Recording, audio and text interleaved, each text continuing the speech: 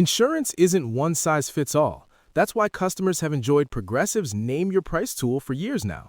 With the Name Your Price tool, you tell them what you want to pay, and they'll show you options that fit your budget. So whether you're picking out your first policy or just looking for something that works better for you and your family, they make it easy to see your options.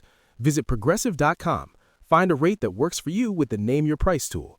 Progressive Casualty Insurance Company and Affiliates. Price and coverage match limited by state law.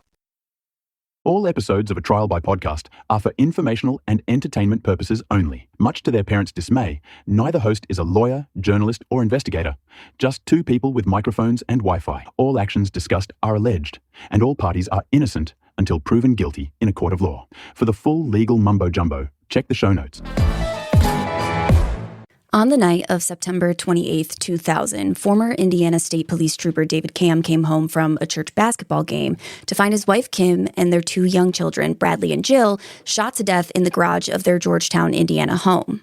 Some believed it was David Camm himself who was responsible. He was a serial cheater with life insurance policies on his family, and his daughter's blood was found on his shirt.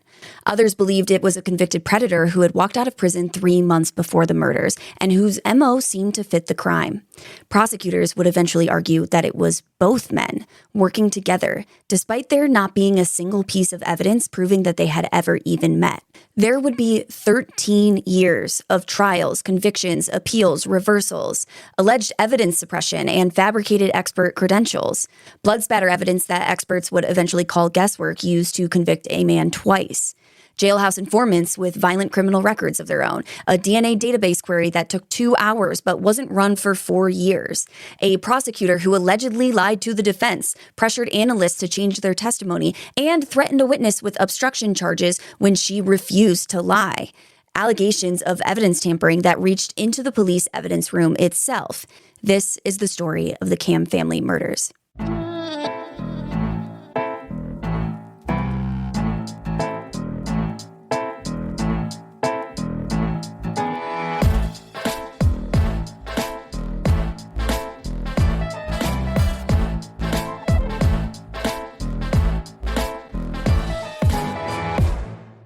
Welcome back to the pod, everybody. I am your host, Kelsey.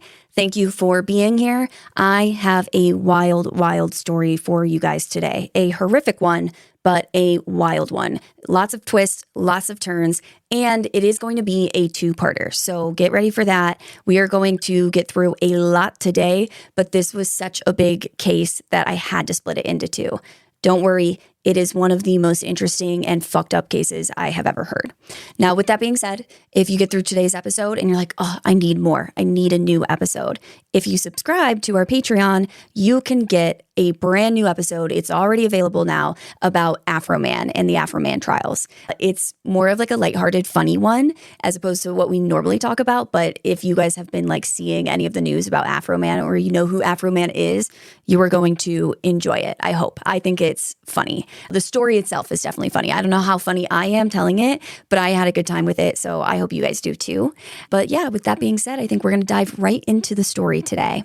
So Georgetown, Indiana sits just north of the Ohio River, close enough to Louisville, Kentucky that residents cross state lines for groceries and for dinner, and not much really changes about the landscape on either side. It's the kind of place where if you live in one of these towns, you're going to go back and forth over the state border often. And it's the kind of place that doesn't really attract attention.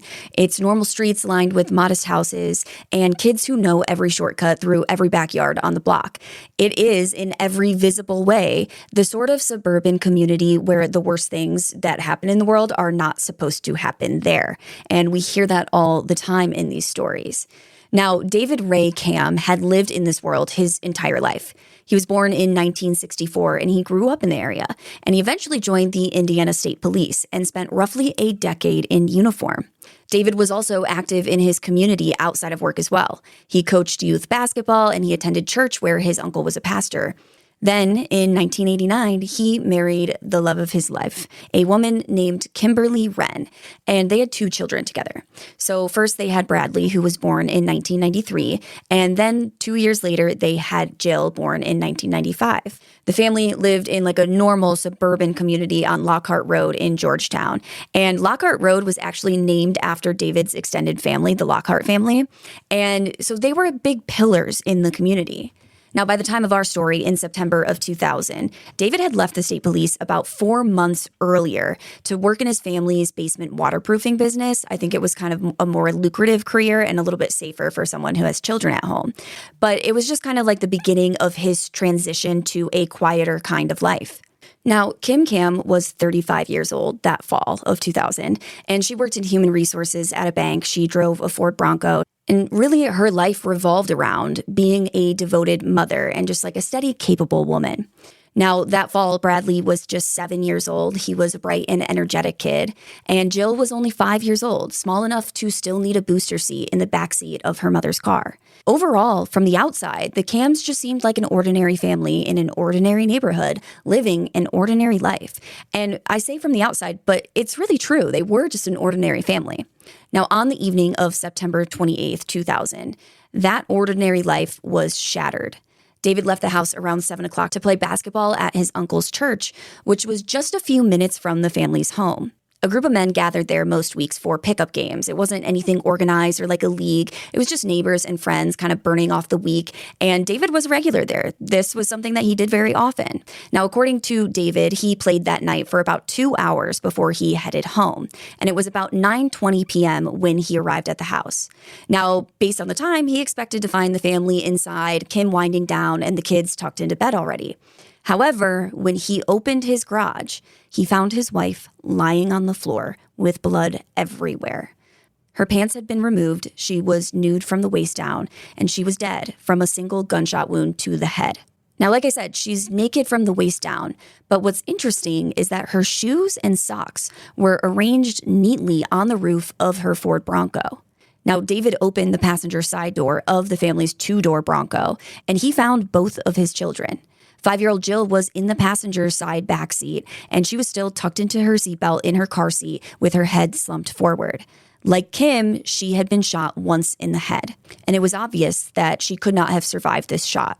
Now, 7-year-old Bradley was draped over the back seat of the vehicle. His body was positioned in a way that suggested that he had tried to move away from whoever had been in that car with him. Now, because of this, David thought that it's possible Bradley might still be alive. So he climbed into the backseat because, again, this is a 2-door car, and he placed his knee on the middle of the backseat, trying to reach for his son and pull him out.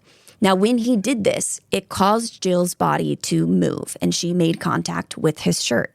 David pulled Bradley out of the vehicle in an attempt to resuscitate him. He would later say that Bradley's body was still warm when he pulled him out. He laid him on the garage floor next to Kim and attempted CPR, but sadly, it was too late. David Camm's entire family was gone, murdered. And Bradley's autopsy would later show that the bullet had severed his spinal cord, and he was likely dead within minutes of the shot. Now, after finding his family, David made a call that would, for years and years after this, be dissected over and over and over again, all across the country. And what's interesting about this is he didn't call 911. He actually called the Sellersburg post of the Indiana State Police, which was his old post. So he is calling where he used to work. He's calling his old colleagues. And I am going to play this call for you, but I want to warn you guys, this is one of the most, I think, emotionally disturbing calls I've heard in a long time. So here is the call. Indiana State Police Radio, Patrice, can I help you? Patrice, it's Dave Camm. Let me talk to Post Command right now. Okay, he's on another line. Right now, let me talk to Post Command. Hold on. You're my only truth. I need you like Dave? Get everybody out here to my house now. Okay, all right. My wife and my kids are dead. Get everybody out here to my house. Go to Dave Camm's house now. Signal that. Okay, David, we got people on the way, okay? Get everybody out here. Come here. Everything's going to be okay, all right? We're going to get Remember, people... everything's not okay. Get everybody out here now. They're coming. Go to Dave Camm's house now. Okay. Do you know what happened, David? No, they're dead. I just got home from playing basketball. 4548 Phillipsburg. Oh my God, what am I going to do? Andrew, get this body out. David, they're on their way, right? Now, I want to just kind of chat about the call really quick because there are a lot of people that break this call down online saying, well, number one, it's suspicious that he called the station instead of 911. Why wouldn't you call the emergency line? And I disagree with this because he's calling the people that he knows and trusts to help him in this situation who are professionals. This is what they do for a living. So I don't know. In my mind, if I were in his shoes, I feel like I would have done the same thing.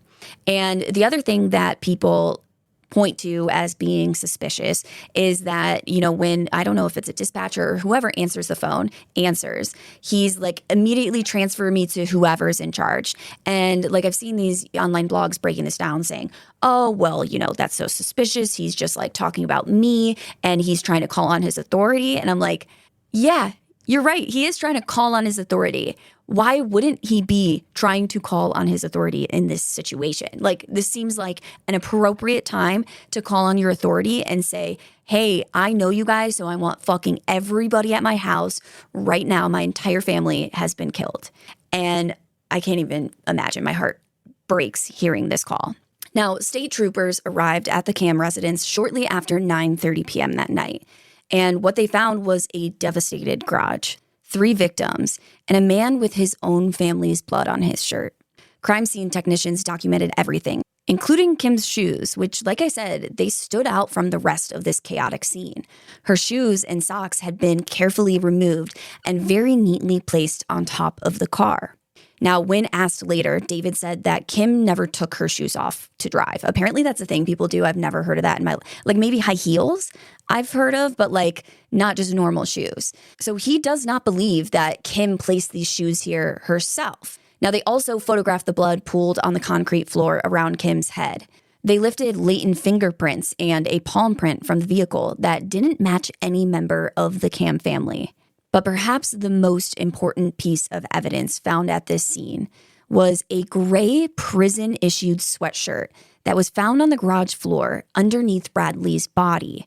And on this sweatshirt, there was something handwritten inside of the collar. It said the word backbone.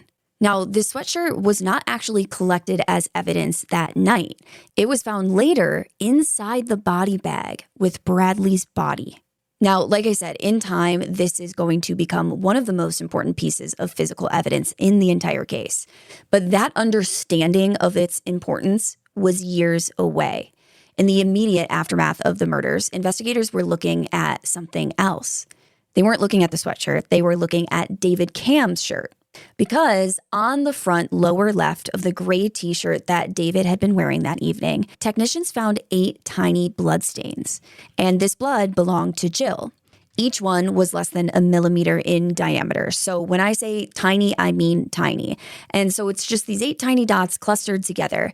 And David had an explanation for this. He explained to the investigators that he had climbed into the Bronco, trying to pull Bradley out. And as he did this, he leaned past Jill's body to reach Bradley. So in David's mind, of course, there's going to be some blood on his shirt. The question for investigators was, how did that blood get there? Now, 2 days after the murder, prosecutors brought in an outside analyst to examine the crime scene and evaluate the blood evidence. And his name was Robert Stites.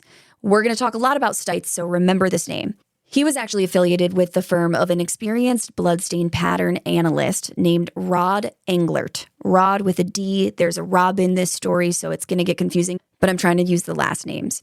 Now, Englert sends Stites to the scene, and Stites walks through the scene. He examines the shirt, he's taking photos, and he tells investigators when looking at David's shirt that those 8 spots were, in his professional opinion, high-velocity impact spatter, which is the fine mist of blood that radiates from a body when struck by a bullet at close range. And if he was right, the implications were severe. That would mean that David Camm had been standing within a few feet of his daughter when she was shot in the head.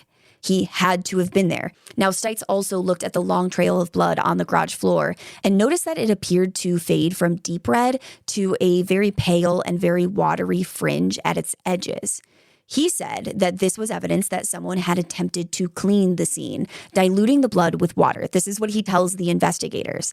And this was presented to the investigators as evidence of a killer who had tried and failed to erase what he had done. Now, we are going to come to find that not all of the info he gives is necessarily correct.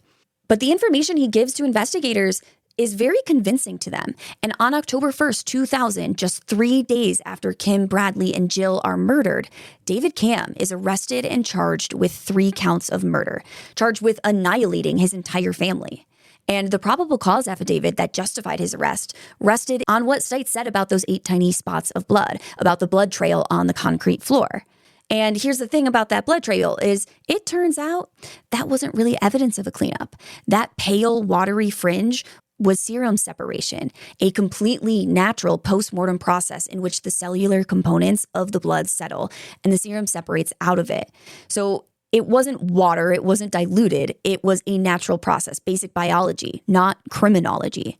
Experts would calculate that based on the degree of separation and the autopsies, the time of death was likely around 7:30 in the evening, almost a full 2 hours before David called police just after 9:20. At 7:30 p.m., by all accounts, David Camm was still at the church gym playing basketball. And 11 different men who played basketball with David Camm that evening told police that he had been present from 7 o'clock until after 9 o'clock p.m. You're listening to this podcast, so I know you've got a curious mind. Here's a helpful fact you might not know yet. Drivers who switch and save with Progressive save over $900 on average. Pop over to Progressive.com, answer some questions, and you'll get a quick quote with discounts that are easy to come by.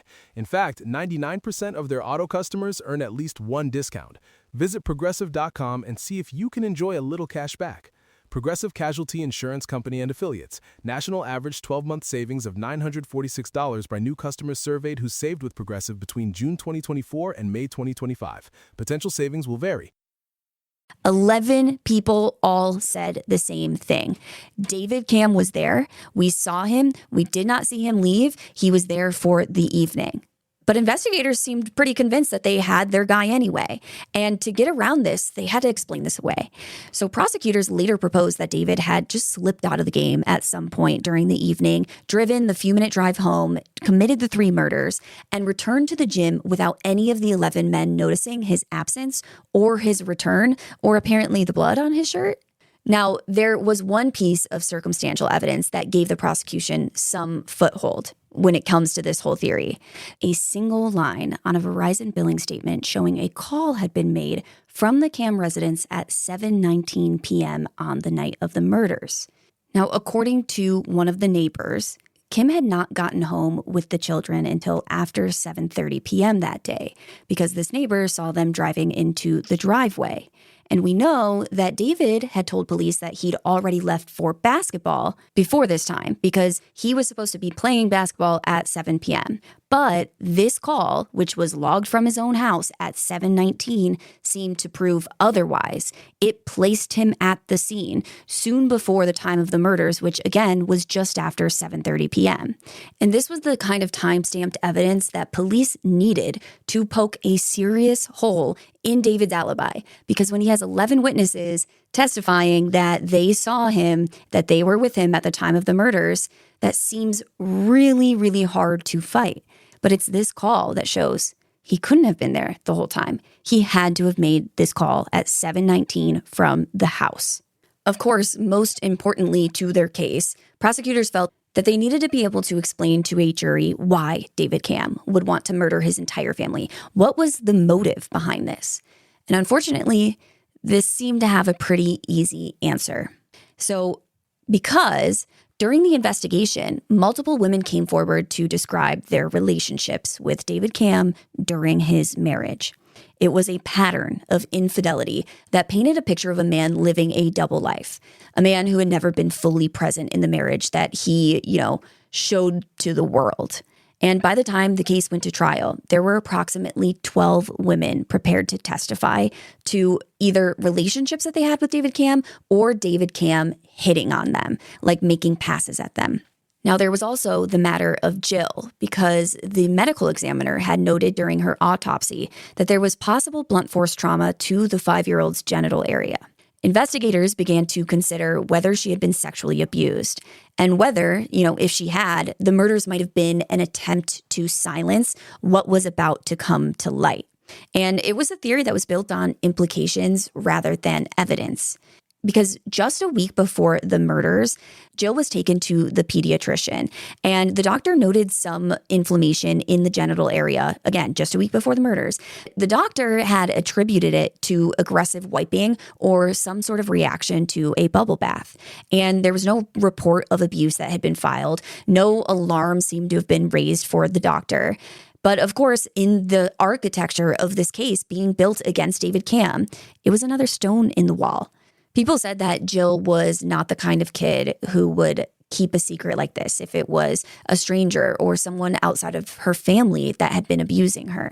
They felt like, okay, if someone had been abusing her, it had to have been David because otherwise she would have told somebody. I understand the sentiment there, and I don't want to say that these people who knew and loved this little girl were wrong about what type of kid she is, but I do feel that this is a 5-year-old girl. And to think that no matter how brave or outspoken she normally is, to think that she could not be manipulated by a grown adult, I think is a little bit naive.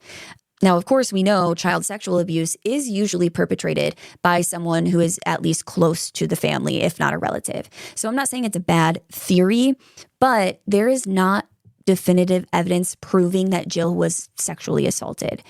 There are signs of inflammation and possible blunt force trauma, but it doesn't sound like you can really say exactly what that is from. And if the week before the murders, this inflammation, the doctor felt could be explained away by aggressive wiping or whatever it may be, then why couldn't those things still explain it a week later?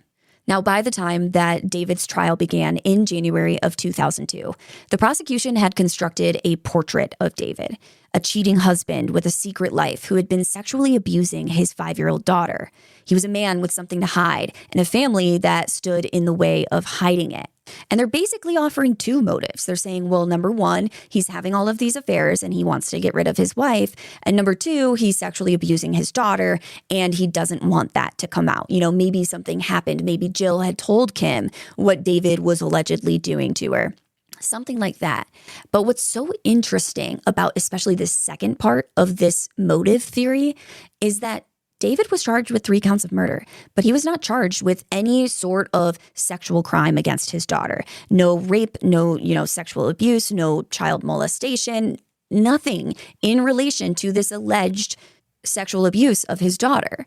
And what's so interesting to me is that the prosecution is saying this is part of the proof of why he would want to commit this murder, but we can't even prove the proof. Because if they could prove that he was sexually abusing his daughter, they would have charged him for it.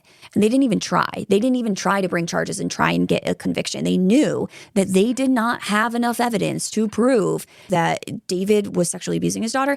And they didn't have enough evidence to even prove that she had been sexually abused at all. So I truly hope that this poor child whose life was cut so short was not sexually abused by anybody. But I mean, it's a compelling argument if you're a jury. You see this man who's just cheating on his wife all the time. He's maybe sexually abusing his daughter. And he's got those 8 spots of blood that an expert said proved that he was standing next to his daughter when she died. Yet he's saying he wasn't at the scene. If you just have those few facts, it seems like case closed. Like we got the right guy, time to convict him. Now, the trial opened on January 14th, 2002 in Floyd County. The prosecutor was a man named Stan Faith. And again, we're going to talk a lot about prosecutor Faith, so remember that name. And he was really the one who had built this case from the beginning. He had been put on the case from the night of the murders, and he kind of built it from the ground up. Now, the prosecution's blood spatter expert, Robert Stites, he was the smoking gun in this case. He took the stand and he told the jury that the 8 spots of blood on David's shirt were high velocity impact spatter and they could not be anything else. And he said that based on his analysis, David had been standing within 4 feet of his daughter when she was shot.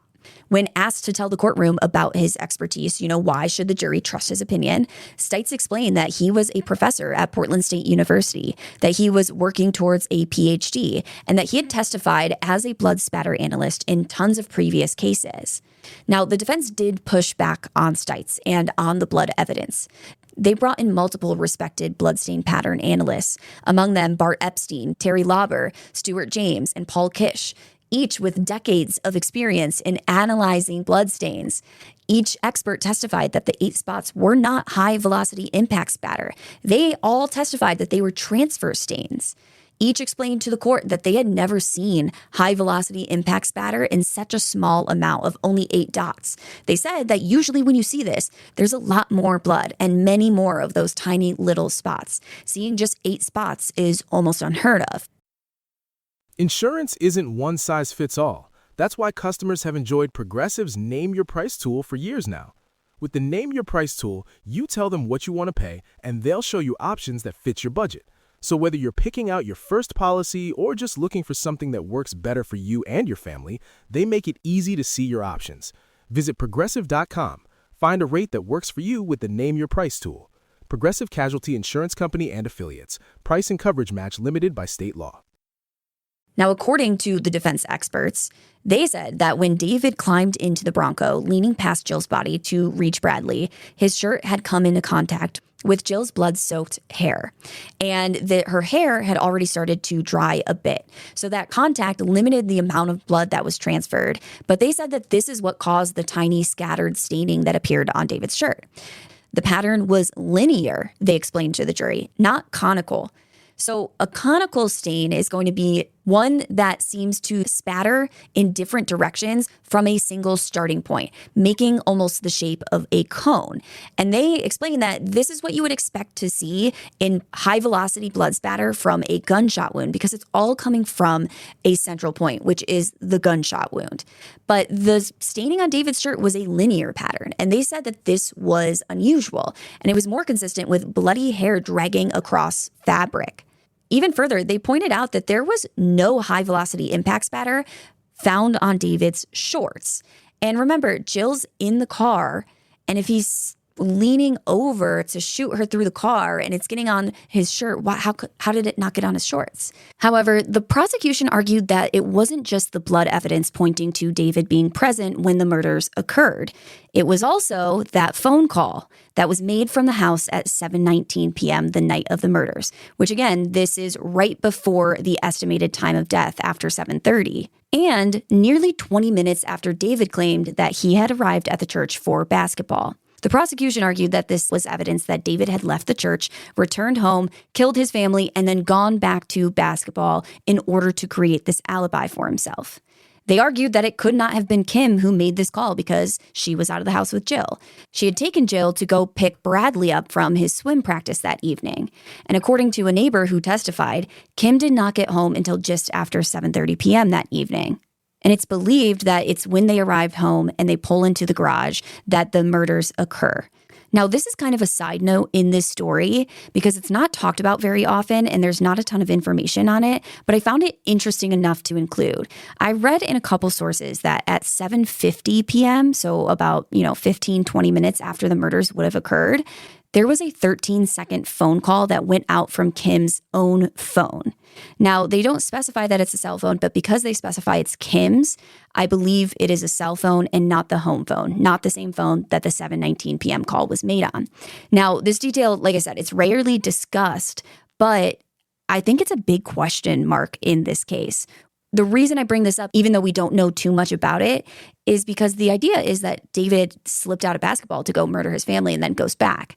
So if he makes the call from the house at 7:19 p.m., and then he's also the one making this call on Kim's phone at 7:50, that means he's gone for at least a half an hour. And that doesn't even add in the couple of minutes of travel time each way. So you're telling me he slipped out for 30 to 40 minutes minimum to commit these murders and no one noticed? Or are you saying that these 11 people are lying? I don't know. I just found it super interesting. But when it comes to the trial itself, the focus is really on that 7:19 p.m. call because this put a major crack in his alibi. That is, until a Verizon billing supervisor named David Eschweiler took the stand. And he took the stand to testify about this phone record, about the 7:19 p.m. call. And in order to understand his testimony, which I'm going to tell you about, you really have to understand the pure chaos of Indiana's timekeeping system in the year 2000. Now, I don't know how much it has changed since then. I didn't live in Indiana. I was 4 in the year 2000. This is information that I found from the internet. But what I read is that the vast majority of Indiana's counties, which is there's 77 of them, the vast majority of them were on Eastern time, but they did not observe daylight savings time. They just stayed on their standard time year round.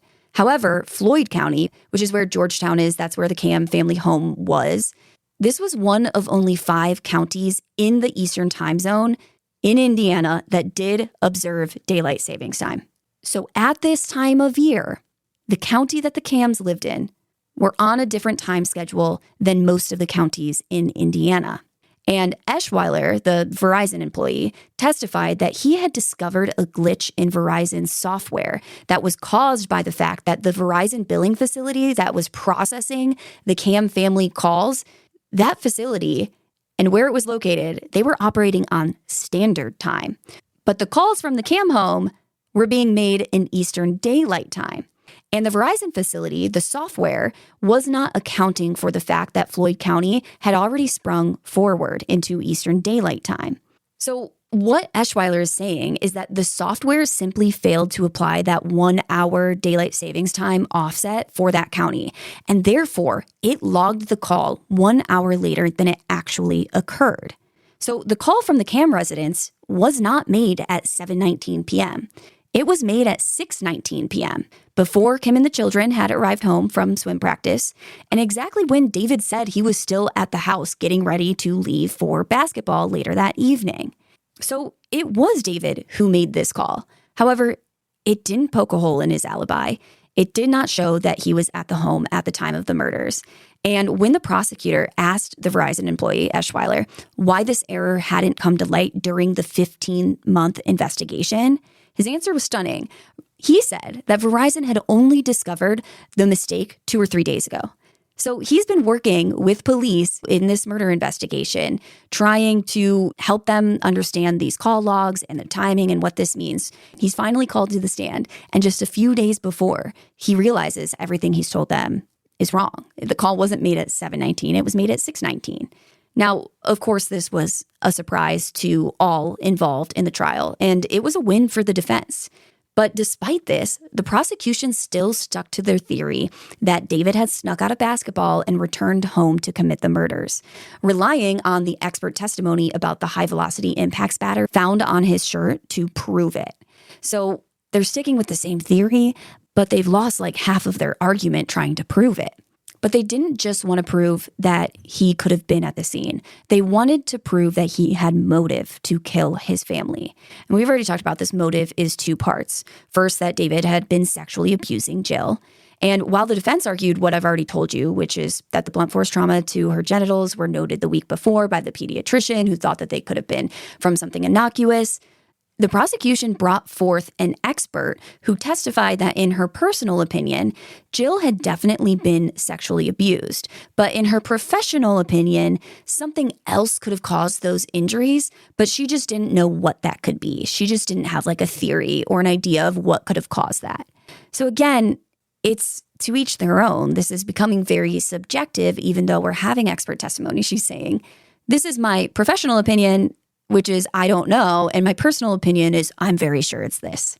So it's interesting. In an aim to further prove motive, the jury also heard from all of these women. Prosecutor Faith brought in 12 different women, one after another, affair after affair, proposition after proposition, building this character portrait that the defense called pretty accurately, in my opinion, a parade. It was a parade of women there to show the jury what a piece of shit David Camm was. And I have to tell you guys, I do think David Camm was a big piece of shit when it came to his wife and when it came to how he treated her in their marriage. He had multiple different affairs. Again, not all 12 of these women were actual like relationships or affairs.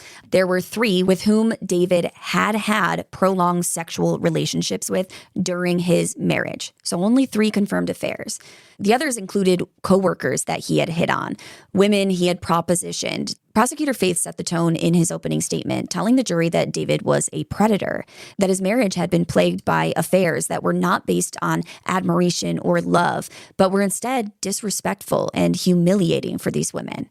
He also closed in the same register, describing David as a man who had used the power of his badge to prey on vulnerable women when he was an officer, women that he stopped on the road, women that he met through work. And Faith actually used the term a devourer. That's hard to say, devourer of women. Now, David himself didn't deny the infidelity entirely. In statements to police, he had acknowledged being unfaithful in the past, though he said that the last relationship that he had that was like a true affair had ended 3 years before the murders, during a period when he and Kim were separated. And they had actually separated because of this affair. They split up, David gets his own place, but David eventually ended the relationship with the other woman, and he and Kim reconciled. And according to David, that was the last affair that he had had. And prosecutors did not present any evidence or witnesses that said anything to the contrary, though there were a few women that testified that David had hit on them or made them uncomfortable in that 3-year period. But still, there was no one to say that he had had any sort of a sexual relationship with anyone else in those 3 years. Now, David also told investigators that his relationship with Kim had been wonderful, especially in the final 6 months before her death. And when pressed by police of why he would cheat on her, he simply said, quote, "It was sheer stupidity on my part." Now, the defense called it what it was. This was a parade, a character assassination dressed in the language of motive. And they had actually filed 2 different motions before trial trying to block the women's testimony, arguing Indiana Evidence Rule 404B, which prohibits using prior bad acts to imply someone has a criminal character. However, it does permit such evidence when it serves a specific purpose in the case, like establishing a motive. So Prosecutor Faith argued that the affairs showed why David would want to be free of his family. And with that, the judge denied the defense's motions and allowed the women to testify. The problem with this, as an appellate court would later find, was that Prosecutor Faith never actually drew any sort of connection between the affairs and the motive for murder. He was not able to show that David was in a current affair, that he was trying to protect, or that Kim had recently discovered something, or that there was even anything to discover. There were no women or witnesses who said, oh yeah, David was planning on leaving his family for someone, or that he wanted to get rid of them, or anything like that. What was presented at trial was that David Camm had not had an affair in 3 years, but he had made some lewd comments to women in those 3 years. So that's where this gray area with the evidence rule 404B comes in. It gets really tricky. Is this evidence really being used to show motive? Or is it just being used to say, hey, he's a bad guy? And in this case, I think it was just being used to say, hey, he's a bad guy. And that's what that rule is supposed to stop from happening. That rule should have stopped these women from testifying. Now, on top of the expert witnesses and all of the women, the prosecution also brought in 3 police officers to testify about a 1994 incident in which David had lost his temper during a confrontation about one affair and caused minor damage to his house. Now, the details of this were really wishy-washy from what I could find online, but they're basically, again, just saying, look at these 3 officers saying David's a fucking dick and, punching walls into the house or breaking something in the house over getting angry because of some affair. Now, the thing about this is there was no evidence that Kim had even been present at the house at that time. And there was no report ever filed. So there's no evidence that he hurt Kim or anything like that, but he had basically damaged his own home while fighting with his wife about an affair he had been having. Now, of course, David Camm is a cop or was a cop at the time. So whether or not the report of this is true and complete, I don't know. But there is nothing in this report or in what these officers say that shows that David was being violent or anything towards Kim. After roughly 2 months of testimony, the jury deliberated for 3 days. They initially reported that they were deadlocked, but the judge sent them back, told them to continue deliberating, and they eventually came back with a verdict. And on March 17th, 2002, they returned a guilty verdict on all 3 counts of murder. David Camm was sentenced to 195 years in prison. And seemingly, from the jury's perspective, there was absolutely no reasonable doubt that David Camm had been the one who murdered his family. But even for those who believed that the jury got it right, there were things about the crime scene that were never resolved. There were Kim's shoes that had been removed and oddly and neatly placed on the roof of the Bronco. And again, this is a very chaotic scene. It seemed very obvious to people that these shoes were put there very purposefully. And the question is why? If David had killed his family in a rage or in calculated cold blood, planned this ahead of time, why did he stop to remove his wife's shoes and arrange them neatly on the car? You may argue that, okay, well, he needed to remove her pants so he could frame this as, a sexually motivated crime by an unknown offender. And therefore, to remove her pants, he had to remove the shoes. I think that's a decent argument.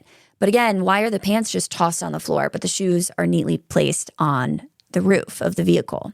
But even more concerning than the shoes was that gray prison-issued sweatshirt that had the nickname Backbone written on the collar. Because this sweatshirt also had an unknown DNA profile, a male DNA profile that did not match David Camm. So who did this sweatshirt belong to? How did it get there? Whose DNA is on it? These were all questions that people were asking at the beginning of this investigation. The defense was definitely asking these questions because they felt very strongly that whoever was nicknamed Backbone was the real killer. So they asked. And from what the defense knew before the first trial, these questions were unanswered because investigators and prosecutor Faith had told the defense that the DNA had been run through the CODIS system before David's trial, but they said that there were no matches that came back. Another unanswered question was the unidentified palm print on the Bronco. It was on the passenger side door frame, and this had not been identified. Evidence analyst John Singleton would later claim that leading up to the first trial, prosecutor Stan Faith had pressured him to testify that the palm print could have belonged to David Camm. Now, Singleton rightfully declined to perjure himself because he knew that this palm print did not match David Camm's print. But based on what Singleton later says in court, Faith allegedly knew that this print did not match David Camm. He knew that it was unidentified, and he still tried to get an analyst to imply that it could be David Camm's. Not that it was, but it could have been. They weren't sure. Another unanswered question, I think a huge one for me, is the 11 people that testified that David Camm was with them at the time of the murders. These are not small details that are missing. These are big question marks. But it seemed that they didn't care. They had their guy, and they didn't need to know why 11 people would lie. Now, after David's conviction, his defense team immediately began working on the appeals process. And they did this by arguing 4 main points that they were appealing over.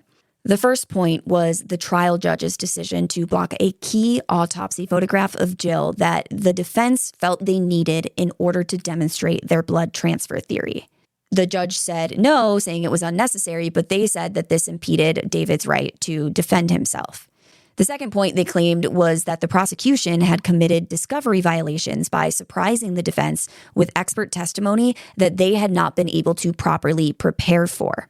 And on top of this, they raised multiple instances of prosecutorial misconduct, like questioning the defense blood spatter expert as to why his opinion conflicted with 5 other experts, when in reality, only 2 other experts had actually testified for the state. So the defense is arguing they're trying to misrepresent the case against David Camm and confuse the jury. They also brought up them asking Camm why he didn't think domestic violence was a big deal when there was no evidence that David Camm had ever said this or had ever hurt Kim physically. So again, they're arguing this is another instance of they're trying to insinuate that David Camm was physically abusing his wife without having to prove this to the jury. They're trying to sneak it in and make it sound like that, even though they didn't have any evidence for it. They also argued that allowing the testimony from the 12 different women about David's affairs and sexual propositions without showing a direct connection to a motive for the crime, they said that this was indeed a violation of Indiana Evidence Rule 404B. And while those first 3 points that I mentioned to you that they were arguing in this appeal, the first 3 were dismissed, but the appellate court agreed with this one, with the violation of the Evidence Rule 404B. And in August of 2004, the Indiana Court of Appeals overturned David's conviction, and they ruled that the parade of women had been unduly prejudicial to the jury, that placing 12 witnesses before a jury to establish a pattern of infidelity when there was absolutely no evidence or testimony presented to connect this infidelity to the possible motive for the murder, they believed that this violated David's right to a fair trial. And so they were overturning his conviction. This character evidence that had been presented had overwhelmed the facts of the case. Because again, not a single person said, oh yeah, David was going to leave his wife for me, or he was going to leave his wife for this girl, or he, Kim found out about a new affair, which, there hadn't been one in 3 years. And with that, David Camm was going back to trial because, of course, the state is not going to give up on this. They are going to retry him. And honestly, I don't necessarily blame them for that. They have 3 people who have been murdered, an entire family, and they want a conviction. Now, at the second trial, Camm is going to be represented by a new attorney, Catherine Lyell, who had been the one to win the appeal for him. One of her first plans of attack was to have that unknown DNA from the crime scene ran through CODIS again. By the time she takes on the case, it's early 2005. And it had been about 4 years since the prosecution said that they ran the DNA through CODIS before David's first trial. So they kind of thought that maybe this person had been entered into the system since. So they took the DNA profile from the Backbone sweatshirt and resubmitted it to CODIS. And on February 14th, 2005, just 2 hours after submitting the profile, they got a hit. And the DNA matched a convicted felon named Charles Bonnet. And it seems lucky, right? That Bonnet had been entered into the system between David's first trial, when they first ran the profile through CODIS, and now, after his appeal. It totally seems like great luck, right? Well, it's not lucky at all. Because Bonnet's DNA hadn't been entered into CODIS between David's first trial and the appeal, like you would assume, because the prosecutors said that they ran the profile through CODIS right after the murders, and it came up with nothing, and now they're getting a hit. But what they find is that Bonnet's DNA profile had been entered into CODIS in 1997, almost 3 years before the murders. He had been in the database the entire time. He was in there when Kim and the children were killed. He was in there when David was arrested 3 days later. He was in there when the first trial began and for the full 2 months of that trial, when the jury deliberated, when that guilty verdict came back, and when David was taken away to serve 195 years for killing his family. Charles Bonnet's DNA had been in the database the whole fucking time. So how is it possible that investigators and prosecutor Faith ran the DNA profile through CODIS and did not get a hit when Bonnet's DNA was in there? The answer is it's not. It is not possible. Now, during David Camm's second trial, which we are going to get to in part 2, DNA specialist Lynn Scamahorn told the jury that she had not been given the DNA profile to run before the first trial. She said that the first time she was given this DNA profile to run was in February of 2005, which is when the court ordered it to be run through CODIS again after David's appeal. She testifies during the second trial saying, quote, I would have run it immediately, end quote, if she had gotten it before the first trial. And again, when she does finally run it in 2005, CODIS returned a match in 2 hours. 2 hours. That is all it would have taken at any point in the 4.5 years between the night of the murders and the day the defense forced the issue with a court order. That's all it would have taken to identify Charles Bonnet as the man whose DNA was on the sweatshirt found underneath the body of a murdered 7-year-old boy. And what Scamahorn's testimony meant was this.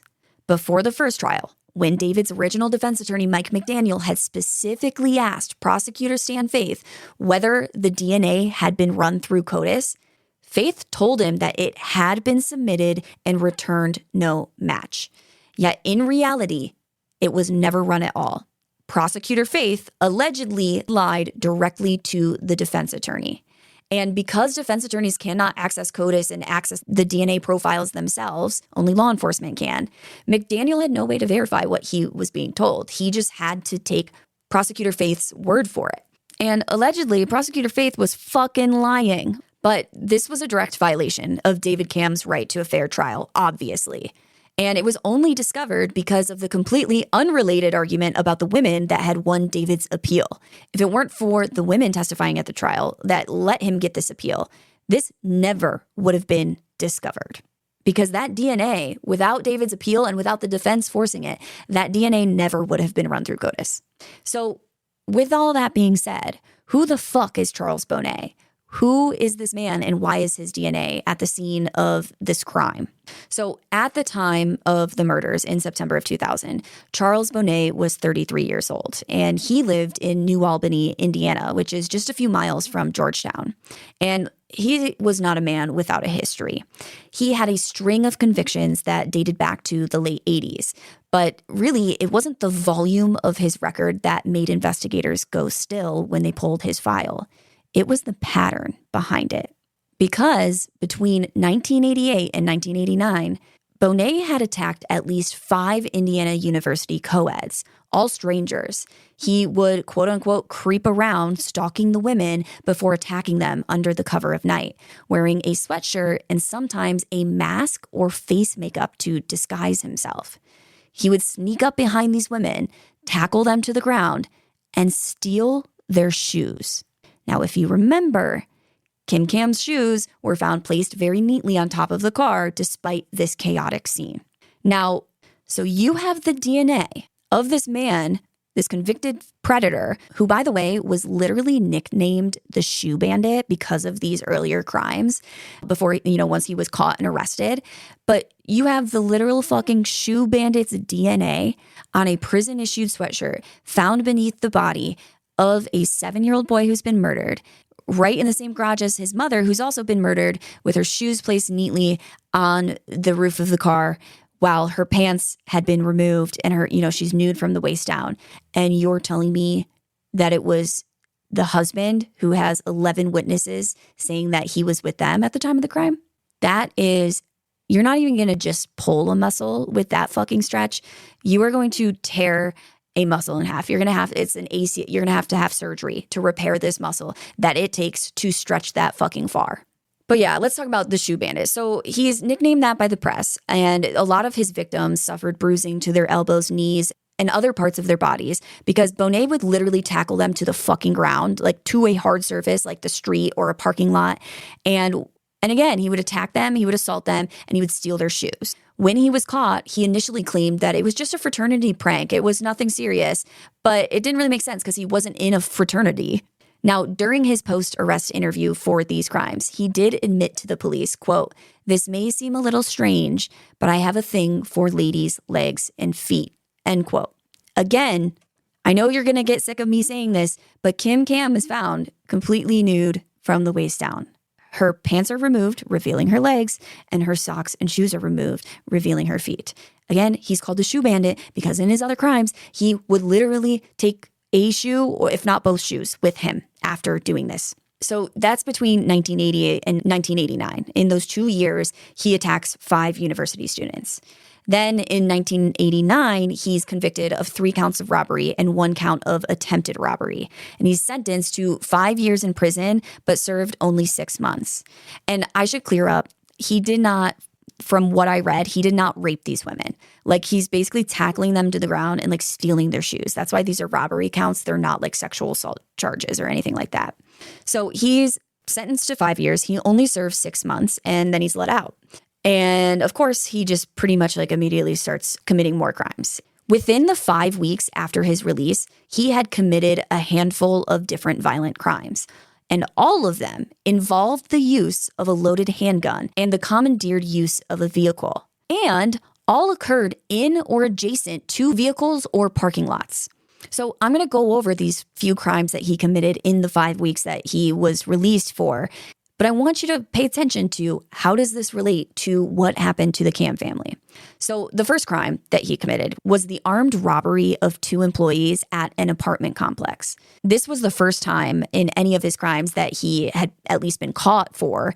that he was now carrying a gun instead of just tackling people to the ground to steal their shit. The second crime he committed, he held 3 college students at gunpoint at an apartment complex. He then forces them into their rooms and rifles through their belongings, demanding money. And according to these victims, he became particularly incensed when he saw a photograph of a uniformed Indiana state trooper. And I guess this photo was one of the victims' dads. But according to the victims, he sees this photo and he tells the woman that he hates cops, and he just slams the photo down, slams the photo frame down. He then took the women at gunpoint to one of their cars and told them that they would be taken to an ATM where they would have to withdraw money to give to him, but then they would be released. Now, luckily, police arrived before he could carry out this plan. But again, cars, gunpoint. Now, he is, of course, arrested for this, and he's ultimately convicted. In 1993, he was sentenced to 20 years for 3 counts of armed robbery and 3 counts of criminal confinement, which is basically like kidnapping. Now, in total, across both waves of crimes, Bonet had assaulted 13 women. His violence had escalated, and his concern for anonymity had declined over that 4-year period. Remember, when he's attacking the university students, he's not using a weapon. He's just tackling them to the ground, and he's disguising himself, wearing a mask or something to hide his identity. But after he's released from prison for those crimes, he is now using a weapon, and he's no longer disguising himself. So again, we're just seeing this escalation, this pattern. So he's sentenced to 20 years in 1993, but he's let out of prison early on June 19th, 2000, just months before the Camm family murders on September 28th of 2000. Now, can you guess what Bonet's nickname was in prison? You got it, dude. It was Backbone. His prison nickname was the same nickname that was handwritten on the inside collar of the gray prison-issued sweatshirt that was found beneath Bradley Camm's body. And why police didn't dig into this evidence is up to interpretation. Some argue that they just had blinders on and that they were only following up on evidence that pointed to David Camm because they truly believe that it was him. According to Courthouse News Service, Camm himself claims that it was later discovered that Prosecutor Faith was a friend of Bonet's mother and that she had used him as a reference on a job application, and that Faith had even represented Bonet in an unrelated 2004 crime and his 2004 divorce.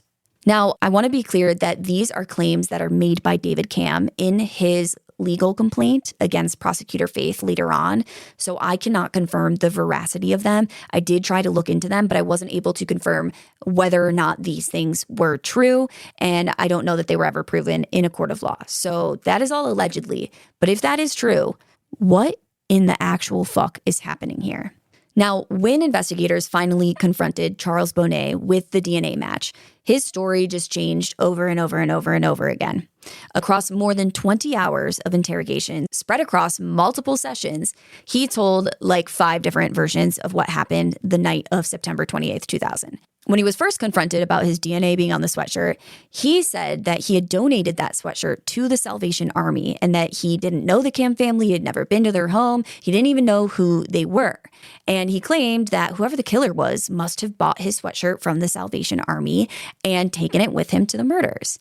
Now, this bullshit story really fell apart when he was confronted with the fact that the palm print found on the Bronco at the crime scene was a match to Charles Bonet. So now it doesn't really make sense when he's saying, oh, I never met the Camms, never been there, never even heard of them. Someone must have bought my sweatshirt, because now, your body's at the scene. Not just a sweatshirt that once belonged to you, not just your DNA, your palm print is at the scene. So with that, his story starts to change. He's like, okay, I actually did know David, but only casually, and I never interacted with Kim or the children, and I had nothing to do with the murders. My palm print must have been on the car from something else. But investigators knew that this was bullshit, and so they kept pressing him. And they allegedly told Bonet that he better confess so he can take a deal, because a black man who murdered a white family would be immediately sent to death row. Now, I hate to reveal the ending, but Charles Bonet is responsible for these murders. However, this is an unethical and fucked up way to try and get a confession. And that's the thing about this investigation is we're seeing a pattern, not just, the way that they're dealing with Bonet, but the way that they're dealing with David Camm. They're doing whatever they have to do to get convictions.